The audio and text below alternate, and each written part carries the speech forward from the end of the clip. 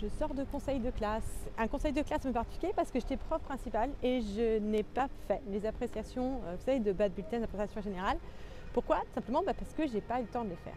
Je ne sais pas si vous avez remarqué, mais notre employeur, l'Éducation nationale, a tendance à nous donner des choses à faire. En plus, sans nous donner les moyens de les faire, ou le temps, etc. Donc par exemple, en ce moment, on a le bac à corriger. Enfin, en tout cas, moi, j'ai le bac à corriger. D'ailleurs, je vous en ai parlé déjà dans cette vidéo. J'ai aussi les ECE à préparer. Ça, c'est extrêmement long. On est sur un gros lycée. Je suis là. Bon, on n'est pas nombreuses, donc c'est quelque chose qui me prend beaucoup de temps. Et en parallèle, je dois préparer les bulletins, les conseils de classe, etc. Et en fait, juste ça ne tient pas. Alors, ce que je peux faire, c'est ce que font beaucoup d'enseignants, ce que je faisais avant, c'est-à-dire prendre sur mes jours fériés pour faire les choses, être dans une logique de résultat. Ce qui compte, c'est que le travail soit bien fait et donc je vais adapter les moyens. Ou être dans une logique de moyens, je travaille tant d'heures par semaine. Si c'est fait, tant mieux. Si c'est pas fait, c'est pas fait. Et donc, vous voyez, on retrouve ce que je vous ai déjà raconté, cette logique de moyens et cette logique de résultat. En fait, quand on a le choix, mais en tant que salarié, il faut bien se rappeler qu'on est dans une logique de moyens. Donc, quand l'institution nous demande de faire des choses sans nous donner le temps en plus, ou juste nous demande de faire des choses sans s'assurer qu'on puisse le faire, eh bien, on n'est pas censé le faire. On est censé mettre les moyens en œuvre pour arriver à faire le mieux possible. Des moments où l'institution nous demande comme ça des choses sans s'assurer qu'on a les moyens de les faire, il y en a plein. Et donc si on veut pouvoir durer dans le métier d'enseignant et trouver du plaisir et du temps, etc., il est important de savoir comment gérer ces moments-là.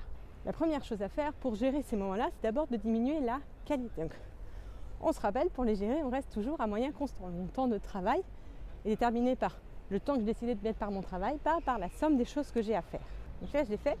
La diminution de la qualité, on est sur un 3e trimestre de terminale, sur un bulletin qui va être très peu lu, qui ne sert pas pour Parcoursup, etc., etc. Au final, les élèves ne vont pas pouvoir mettre en place des choses derrière, donc il n'y a pas de notion de donner des conseils. Du coup, ce que j'ai fait, c'est que j'ai baissé la qualité.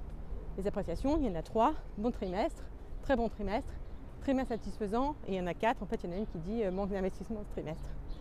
Copier-coller, et puis on s'arrête là. Et là, ça n'a pas été suffisant parce que je suis arrivée à le moment du conseil, ce n'était pas fini. Et donc là, j'y suis allée en conseil sans avoir écrit mes appréciations. Et je sais que quand j'en parle, il y a beaucoup de personnes qui ont du mal avec ça. Mais du coup, c'est pas possible de le faire. Première nouvelle, c'est possible de le faire. La preuve, je l'ai fait.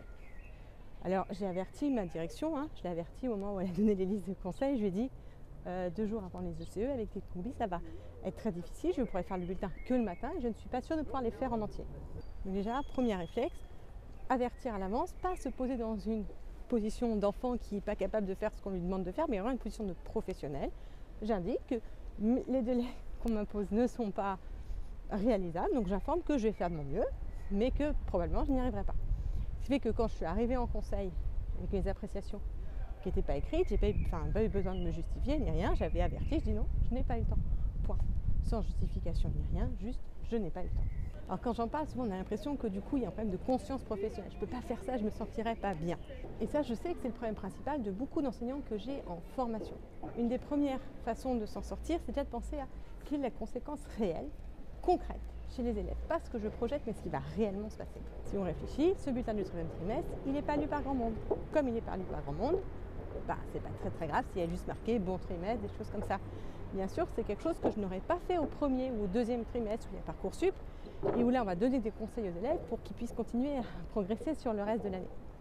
À ces autres moments-là, la priorité va être beaucoup plus haute sur les bulletins et je vais essayer de gagner du temps sur d'autres phases de classe.